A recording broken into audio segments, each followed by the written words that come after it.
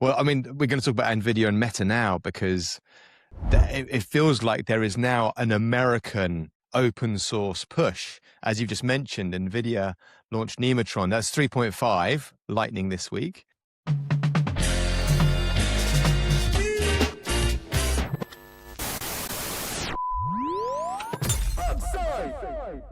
Zuckerberg has published a 6,500-word essay asking to spread AI as widely as possible rather than concentrating it, talking about open sources, advocating really for this kind of open, everybody has access, restricting access to a few elite institutions will pose a greater risk than open distribution.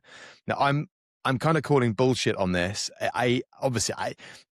Whenever one of these big tech giants comes out and makes a push for something, you kind of have to look behind the news as to what the real story is. So is Zuckerberg, is this about pricing power, crowdsourcing development, getting Meta back in the game? So this is quite an interesting story, as in all the proprietary models that we're all using on an everyday basis. And now we've had these two giants come in and say, open, give everyone AI. Let's say it just feels like there's another leaning into the story. Well, I mean, with Nvidia, it's the good old you should commoditize your compliments, and for Jensen Huang and Nvidia, it's obvious. The better open source models that are out there, the more inference we're all going to need, the more GPUs he will sell. So this is obvious. I think with Zuckerberg, I think he's trying to make a virtue out of necessity. He's saying a couple of things. He's saying that everybody should have super intelligence. That's what makes us safe. It's a little bit like the gun argument that's being used in the US, right? Everybody should have a gun, and then we're safe. And that's just demonstrably not true. So it's a bit of an odd argument. I think deterrence needs symmetry. If attack and defense are not symmetric, it doesn't work. The attacker needs one win, and defender has to win every time. So I think intellectually his argument, he seems a little bit lost in the whole AI game. I think what we actually need is plurality. It's not so much universal access that's important as we need many providers competing. We can't be locked into one truth or one source of intelligence. There has to be many. Do we have enough? It feels like we do, and it feels like, I mean, even across Europe with the new DeepMind spin up, there's these 5 new guys and girls running at DeepMind to set up again another lab. But in Europe, which is great, do we have enough competition, do you think? But how many models are actually at the frontier? No, I mean, I don't know. I mean, maybe that's a topic for another pod. But I mean, it feels like there's always something new coming out of China that's relevant and useful. And Kimi K3, isn't it? It's like almost the same number of parameters as some of the frontier labs in the US. I mean, 3 trillion or something like that. I mean, it feels like there's usable numbers of models out in the market. And we have heard Xi mooting that the Chinese models should wall off, should wall off the models. So what happens then? Well, I mean, that was part of a conversation a few weeks ago, wasn't it? I mean, that was effectively part of a trade war where everyone's starting to use these incredible toolkits as weapons to then try and get the other party, i.e. Trump, to maneuver on something else. But my assumption is if there are enough models in the market, it kind of doesn't matter if it's already out there. Kimi K3 is already out there.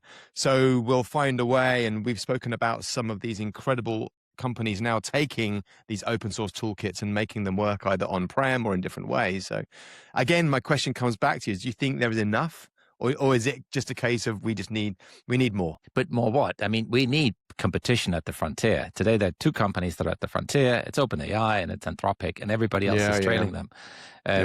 We've seen, SpaceX or XAI trying to make a push, and the new 4.6 does look good, but I don't think they're quite at the frontier yet. Isn't Grok supposed to now be at the frontier? We need open source at the frontier. We need open source at the frontier, and the only way to get there is competition. So I think that's the point. Zuck, he's talking about building one open source model that the whole world can use. I think that's a scary thought. Well, maybe not if it's open source, but we don't want one model for everybody. We want lots of models, lots of competition, lots of diverging views and approaches. I think that competition is really, really important. The other thing Zuck has made a play for is distillation. to be free. What do I mean by that? Or what does he mean by that? Well, first of all, what is distillation? As we know, LLMs, they are probabilistic models. And what I mean by that is they are models that say, look, given a certain sequence of words, what is the most likely next word that should be written into the sentence? And it sounds bonkers. How can that work, right? Just a stochastic parrot that strings words together. Well, it works, and it's magic. That's pretty well. And what is distillation? Well, how do you work out what word to put next? Well, you do that by looking at lots of existing words and sentences and texts and seeing how were they put together. And distillation is asking really, really smart models difficult questions and then seeing how they string words together, and then distilling that and putting that into your own model and using that to train your own model. Everybody does it. Everybody's using that as an approach. Anthropic has said, and others have said, listen, you really aren't supposed to use our models to train your best models. You're not allowed to take Fable, which we've spent billions of dollars developing, and use that to train an open source model and give that away. Fine. Zucky is saying, look, this is wrong. Information wants to be free. Distillation should be allowed everywhere. I do think that sounds a little bit like socialism. If somebody has IP, others can't just take that and do whatever they want with it. I think there should be an element of, look, I've got my terms of use. You can be a customer here. You can pay. But if you do that, you have to follow the terms of use. And so Zucky is taking a different view, and I guess he would, because he's behind and he needs to distill his models to yeah, this is why I'm being a bit of a big fat cynic. It just feels very self-serving.